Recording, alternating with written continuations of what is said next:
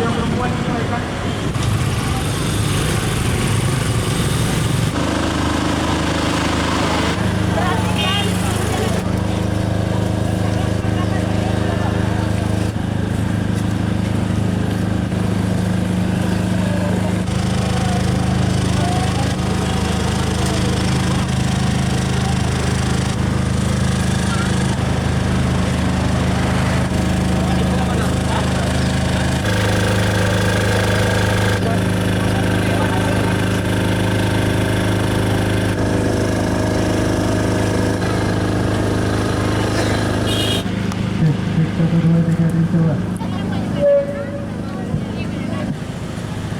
Aksi damai bela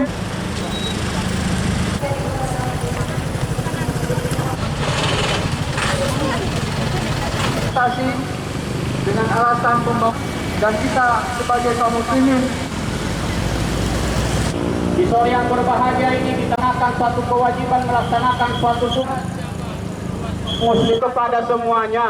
Mungkin saja oleh Allah naungan yang diangkat menjadi pemimpin didengarkan oleh mereka yang kau beri naungan saat tidak ada lagi. Ini dipuja-puji, dibelakan ini kepada penguasa mereka terdengar pikiran Allah merindukan lagi nantinya perlindungan. Nasihat pertama kami untuk kalian wahai ini diberikan tanggung jawab untuk ya mati.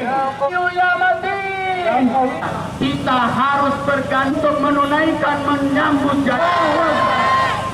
dan syariat secara kafir dikriminalisasi percakan Indonesia. Ini adalah aksi solidaritas pada saudara-saudara muslim kita yang ada di Rempang, yang mana mereka diusir secara paksa oleh pemerintah.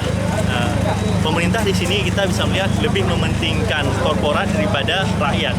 Jadi kami di sini sebagai kaum muslimin yang ada di Aceh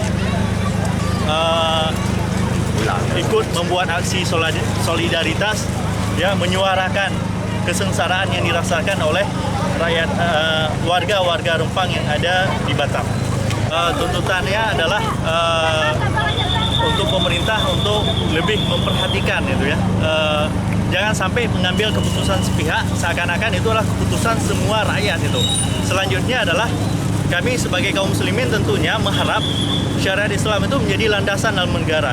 Kalau syariat Islam itu menjadi landasan dalam negara, tidak mungkin akan terjadi hal kedoliman yang seperti ini.